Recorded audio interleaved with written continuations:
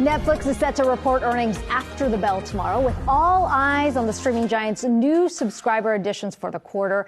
Joining us now to discuss, we've got Yahoo Finance's Emily McCormick in studio. And Emily, I know I'm jumping ahead to Tesla. That's going to be an interesting one. But let's start with Netflix, because there's been a lot of questions about whether, in fact, they can sustain these growth numbers in the face of so much competition. Absolutely, Kiko. That is going to be the big question here for Netflix investors heading into this earnings report. That's coming out after market close tomorrow. But overall this week, we are going to be seeing earnings season ramping up in full swing. The big banks are wrapping up. Big tech companies are ramping up, starting off with Netflix. And also, as you mentioned in that intro, paid streaming net subscriber additions are going to be the key metric to watch. Now, 2.51 million, that is the benchmark that Wall Street analysts are looking for on a consensus basis, according to Bloomberg compiled data. The company itself had guided towards about 2.5 million subscribers in its latest earnings report last season as well. So really going to be the big number to watch there. Now, if that comes in as expected, that would be the least subscriber additions that we saw since the second quarter of 2021. And there are two big reasons for this slowdown. Now, number one is going to likely be because of Netflix's suspension of operations in Russia. And the second is likely going to come from churn in North America. So that's the US and Canada. But to that first point specifically, recall that Netflix did exit its operations in Russia on March 6th.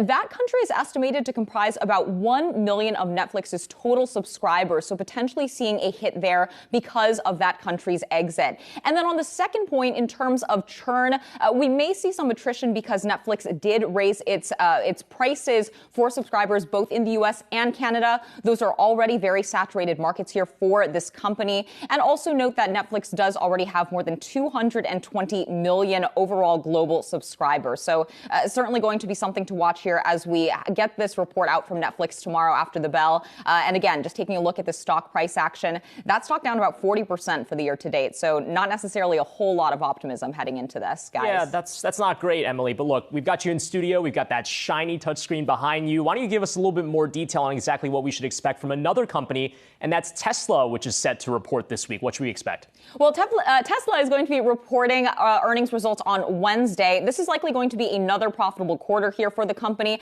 And unlike Netflix, with Tesla, the bar is pretty high for this quarter. And that's especially after the company reported record quarterly deliveries just a few weeks back. Those came in at just over 310,000 for the January through March period. And that was up 68% on a year-over-year basis. Now, it hasn't all been good news for Tesla. We should note that production numbers were down slightly on a quarter-over-quarter basis for the first quarter. The company, like many other automakers, has been grappling with supply chain constraints as well as rising input costs. And that's also one of the reasons that CEO Elon Musk tweeted out just about a week and a half ago that the company is considering doing its own lithium mining. So perhaps more details on that to come Wednesday as well. But then finally, do want to highlight the fact that Tesla did just open its Austin Gigafactory in Texas. That's the next one that the company had just unveiled here in the U.S., in addition to what it already has in Fremont, California. That's going to be really pivotal to really getting these production numbers up, really meeting demand that's been happening here in the U.S. So a lot, as usual, to be watching here from Tesla results. Yeah, and who knows, maybe a bonus question in the earnings call as well about Elon's dealings with Twitter. We'll see about that. Yahoo Finance's Emily McCormick, thank you for joining us.